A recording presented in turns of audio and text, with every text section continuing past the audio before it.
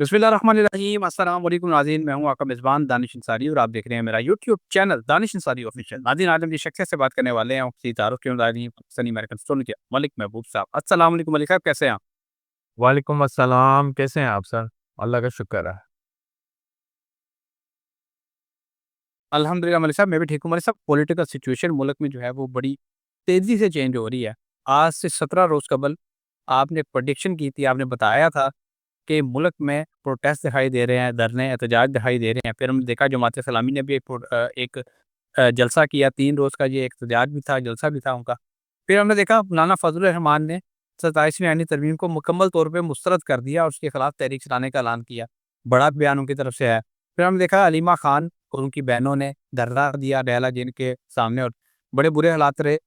अब सर ऐसा है कि सोहेल अफरीदी, जिनके हवाले से आप बड़े एम्बिशियस हैं कि वो कोई काम कर सकते हैं। खान खान साहब की उनमें कोई परछाई आप बताते हैं कि उनमें दिखाई देती है। अब उन्होंने भी धरना दे दिया है अडियाला जेल के सामने। तो ये जो उनका धरना है ये कब तक चलेगा? और उन्होंने एक बयान भी दिया हुआ है कि मैं हर जुम्मे के दिन एहतजाज के लिए आया करूँगा और इसके सामने धरना दूँगा अडियाला जेल के सामने अगर मेरी मुलाकात ना होने दी।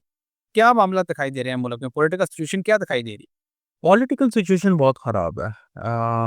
मैं यही कहूँगा कि पॉलिटिक्स जो है अभी उथल-पुथल का शिकार रहेगी और बहुत ज़्यादा चीज़ें जो हैं अनफ़ोल्ड होगी 8 दिसंबर के बाद। तो अभी ये जो यहाँ से 28 से 8 दिसंबर का टाइम है, ये पॉलिटिक्स में बहुत ज़्यादा भूचाल लाएगा। ये चीज़ें मैंने आपको पहले भी बताई थी कि 15 नवंबर के बाद आपको एक्टिव होती हुई दिखेंगी और आज हम जैसे 27 नवंबर में बात कर रहे हैं, तो ये चीज़ें बहुत ज़्यादा अब एक्टिवेट हो गई हैं, आने वाले दिनों में मज़ीद होगी। स्टेबिलिटी वही दिसंबर के सेकंड हाफ से ही नज़र आती है, उससे पहले नहीं नज़र आती। ओके। अच्छा सर, एक और बड़ा इंटरेस्टिंग क्वेश्चन है। वो है नवाज़ शरीफ साहब के हवाले से। उन्होंने एक बयान दिया है, जो उन्होंने ज़िमनी इलेक्शन जीता है, बड़ी कामयाबी हासिल की है नून लीग ने। उसके हवाले से वो ये कहते हैं कि अवाम ने तख़रीबी सियासत को अ, मुस्तरद कर दिया है। ज़ाहिर है पीटीआई के लिए बड़ा धचका भी था क्योंकि पीटीआई ने अपने उम्मीदवार ही खड़े नहीं किए। वो बिलमुकाबले से जीत गए, जो नून लीग वाले हैं। अब वो ये क्लेम कर रहे हैं कि ये हमारी बड़ी फ़तह है, अवाम हमारे साथ है। लेकिन हमने देखा था कि लास्ट जो इलेक्शन हुए, उसमें आज़ाद उम्मीदवारों को भी बड़ी तादाद में वोट पड़े। आप नवाज़ शरीफ साहब के इस बयान से कितना इत्तेफ़ाक करती हैं? ज़ायचे के हिसाब से बताइएगा कि क्या वाक़ई अवाम खान साहब के साथ नहीं है या है? ये कहीं बताएँ।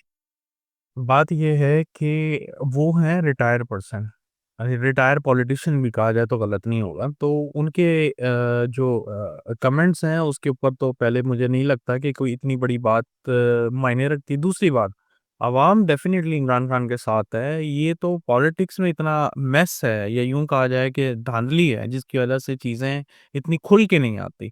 और जब घोड़े ही रेस में नहीं भाग रहे तो आप अपने आप को कैसे कह सकते हैं कि हम विनर हैं? 2026 में क्या आप नए इलेक्शन होते देख रहे हैं? और इस इलेक्शन अगर होते हैं तो उसमें आप किसको कामयाब होता देख रहे हैं? ये भी बता दें। मुझे नहीं लगता सर 2026 में कोई इलेक्शन होगा। हाँ, हुकूमत के जाने का मुझे इंडिया नज़र आता है लेकिन इलेक्शन नहीं होते। और अगर कोई आएगा भी सही तो अभी वन मैन शो नज़र आ रहा है। मतलब ये कि पीछे से बैक डोर पे कौन सँभालता है आपको भी पता है, वही चीज़ कंटिन्यू रहेगी। अच्छा, यानी कि आप कहना चाह रहे हैं कोई अबूरी हुकूमत बन सकती है जो कि जी। उसको चलाए। जी, जी, बिल्कुल, बिल्कुल, ऐसे ही दिखता है मुझे। इलेक्शन नज़र नहीं आते अभी। अफ़गानिस्तान ने अटैक किया है तजाकिस्तान की सरहद पर, जिसमें 3 शहरी जो हैं चीन के, वो हलाक हो गए हैं। इसके अलावा रूस की तरफ से अटैक किया गया है यूक्रेन में और इसमें 6 अफ़राद जो है उनकी डेथ हो गई है और कहा जा रहा है कि 14 लोग जो हैं वो शदीद ज़ख्मी हैं, इंजर्ड हैं। और इसके अलावा सर एक बड़ी डेवलपमेंट ये हुई है कि इंडिया के डिफेंस मिनिस्टर ने, राजनाथ सिंह जो हैं, उन्होंने ये कह दिया है कि सिंध मुमकिन है कि इंडिया का दोबारा हिस्सा बन जाए। सर, ऐसा क्या हो गया पिछले 3-4 रोज़ में, ऐसी क्या प्लैनेटरी पोज़ीशन चेंज हुई है कि सारी दुनिया में मामलात खराबी की तरफ जा रहे हैं? अफ़गानिस्तान ने बैक वक़्त 2 मुल्कों से, चीन से और तजाकिस्तान से पंगा ले लिया। रूस और यूक्रेन के दरमियान फिर से मामलात खराब हो गए और आज अचानक ये खबर भी आ गई और उसपे सिंध की पार्लियामेंट में करारदाद भी मंज़ूर हो गई। जो राजनाथ सिंह ने बयान दिया आज से 3 रोज़ कबल, उन्होंने कहा कि सिंध जो है वो मुमकिन है दोबारा इंडिया का हिस्सा बन जाए। ये बहुत बड़ा बयान है, इसको लाइट नहीं लेना चाहिए। आप क्या देख रहे हैं मामला? देखिए, बहुत बड़ा बयान होगा, लेकिन मैं सितारों की रोशनी से कहूँगा कि मुझे ऐसा लगता है कि ये कुछ प्लान ज़रूर कर रहे हैं, जो नज़र आता है, लेकिन अभी नहीं, वो आने वाले टाइम की बात कर रहे हैं। जो करारदार है, वो एक नॉर्मल प्रोसीजर है, लेकिन इसको इतना बड़ा हव्वा फिलहाल नहीं बनाना चाहिए। जो टाइम क्रिटिकल था, मैंने आपको पहले भी बताया था, 1 से लेके 15 नवंबर तक का क्रिटिकल टाइम है और उसमें जो है आपको इन चीज़ों से मतलब खतरा हो सकता है। उसके बाद मुझे बहुत कम चांसेस लगते हैं कि खुदा ना खास्ता कोई मेजर डेवलपमेंट से पाकिस्तान और इंडिया के बीच में होगी। Okay sir. अच्छा सर, अफ़गानिस्तान और तजाकिस्तान के दरमियान जो मामलात हुए हैं, और 3 शहरी जो हैं चीन के, वो भी इसमें हलाक हो गए हैं। ज़ाहिर है चीन या तजाकिस्तान की तरफ से इसका बयान भी इसका कोई जवाब भी आएगा। क्या जवाब एक्सपेक्ट कर रहे हैं? क्या आप देख रहे हैं? देखिए, अफ़गानिस्तान अपने लिए खुद मसले बना रहा है और अफ़गानिस्तान ज़रा डिफरेंट टाइप ऑफ की जंगें खेत करता है। मतलब नॉर्मली वो दूसरे ममालिक के अंदर एंटर होके खुद कुछ हमले वगैरह करना, यही इनके पास एक जो है मतलब एक शॉर्टकट है जंगों को अपनी तरफ से जो है डाइवर्ट करने का। इसके अलावा मुझे नहीं लगता कि वो कन्वेंशनल वॉर की तरफ जाएँगे और ना ही वो इसके लिए तैयार हैं, ना कैपेबल है। तो अगर हम राज्य के हिसाब से देखें तो 28 नवंबर, मैंने आपको बड़ी इंपॉर्टेंट डेट पहले भी बताई हुई है। वो बहुत इंपॉर्टेंट है, अगर आप उसको देखेंगे तो आपको पता चलेगा कि सैटर्न अब डायरेक्ट होने वाला है। और जब डायरेक्ट होता है तो चीज़ों में थोड़ी उथल-पुथल आती है, लेकिन चीज़ें अब एक एक्चुअल प्रैक्टिकल वे में जाएँगी। आप समझ रहे हैं मेरी बात?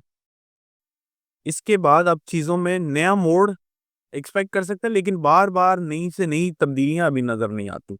यहाँ से ज़रा मेजर कंसिस्टेंसी आएगी, ये कहना ज़्यादा बेहतर रहेगा।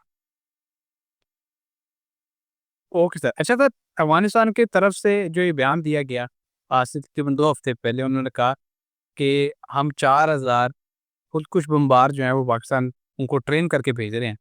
उस पर डीजीआईएसपीआर ने प्रेस कॉन्फ्रेंस भी की बाकायदा, और उन्होंने कहा कि इसका उन्हें खमियाजा भुगतना पड़ेगा और जवाब भी हम देंगे, अगर उन्होंने इस तरह की कोई हरकत की। पाकिस्तान और अफ़गानिस्तान के दरमियान मामलात आपको क्या दिखाई दे रहे हैं? क्या दिसंबर हमारा आसानी से गुज़र जाएगा? नवंबर तो ख़त्म होने वाला है। जी, दिसंबर 10 तारीख के बाद मुझे ऐसा लगता है पूरी दुनिया में, ना कि पाकिस्तान, पूरी दुनिया में थोड़ी-सी खामोशी, थोड़ी-सी जो ये वॉर का जो सीज़न था वो थोड़ा थमेगा। दिसंबर 10 के बाद जो जुपिटर वापस फॉल बैक करेगा जेमिनी में, then it will be fine. उससे पहले ज़रा मामलात रफ एंड टफ चलेंगे। ओके। अच्छा सर, आपने आज से 3-4 रोज़ कबल एक प्रेडिक्शन की थी, और आपने बताया था कि जो पाकिस्तान में ख़वारिज जो हैं, वो प्रॉक्सीज़ जो हैं, वो दोबारा हरकत में आती दिखाई दे रही हैं, और हमने देखा कि गुज़िश्ता 3-4 रोज़ के दरमियान पहले एफसी हेडक्वार्टर पे अटैक हुआ, फिर ज़ियारत पे हमला हुआ, फिर टीआई खान में आज सिक्योरिटी फोर्सेज़ ने कार्रवाई किया, जिसमें 22 जो दहशतगर्द हैं, वो हलाक हो गए हैं। पेशावर में एक और हमला हुआ। सर, ये प्रॉक्सीज़ इतनी ज़्यादा सरगर्म हो गई हैं, मैं सिर्फ़ ये जानना चाहता हूँ कि नवंबर और दिसंबर, ये थोड़ा-सा वक़्त रह गया है। 1 डेढ़ माह का, 1 डेढ़ माह का भी नहीं कह सकते, 1 माह का वक़्त रह गया है, और फिर ये साल ख़त्म हो जाएगा। क्या ये साल हमारा आराम से गुज़र जाएगा, या प्रॉक्सीज़ जो हैं खुदा न ख़ास्ता कोई ऐसी कार्रवाई कर सकती हैं? क्योंकि हमने देखा है दिसंबर में इस तरह के वाक़यात हुए हैं, बड़े मेजर किस्म के दहशतगर्दी के वाक़यात हुए थे। सानिया एपीएस हमारे सामने है। क्या देख रहे हैं कि साल का इख्तिताम पुरअमन रहेगा, या प्रॉक्सीज़ ऐसे ही काम करती रहेंगी? अनफॉर्चुनेटली प्रॉक्सीज़ ऐसी काम करती रहेंगी और जो 10 तारीख का, दिसंबर 10 तक की जो डेट है वो बहुत क्रिटिकल है। उसके बाद ही मैंने जैसे कहा है थोड़ा अमन-ओ-अमान की सूरत-ए-हाल बेहतर होगी, उससे पहले मुझे नहीं लगता। क्योंकि जुपिटर भी रेट्रोग्रेड होके फॉल बैक करेगा 8 दिसंबर को, 28 नवंबर मतलब जो कल है वहाँ पे सैटर्न डायरेक्ट होगा, तो ये चीज़ें तभी जाके सेटल डाउन होंगी। बहुत शुक्रिया सर, आपने अपने कीमती वक़्त में से कुछ वक़्त निकाला। हमारे जो दोस्त अहबाब नाज़रीन जो वीडियो देख रहे हैं, अगर वो मलिक साहब से राब्ता करना चाहते हैं, तो स्क्रीन पे नंबर चल रहा है, उस पे कॉन्टैक्ट कर सकते हैं। अपना ज़ायचा बनवाना चाहते हैं, तो उस पे राब्ता कर सकते हैं। वेबसाइट भी स्क्रीन पे मौजूद है, इसको विज़िट करके आप अपने स्टार से मुतल्लिक मालूमात हासिल कर सकते हैं। इंशाअल्लाह नेक्स्ट प्रोग्राम में ऐसे ही इंटरेस्टिंग टॉपिक से आप दोबारा पेश होंगे। अगली वीडियो तक के लिए मुझे और मलिक महबूब साहब को इजाज़त दीजिए। अल्लाह हाफ़िज़।